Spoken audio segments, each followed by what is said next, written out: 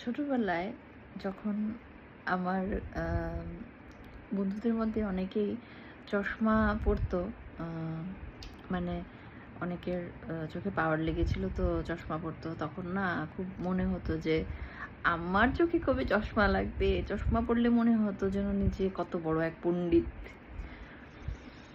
এখন বুঝছি কত কষ্ট সত্যি। একটা চশমা চোখে ক্যারি করা খুব কষ্টের, খুব চাপের। আর এই ছোট বয়স থেকে যারা এই চশমাটা ক্যারি করে, সত্যি তাদের অনেকটা আম অনেকটাই কষ্টের হয়ে যায়।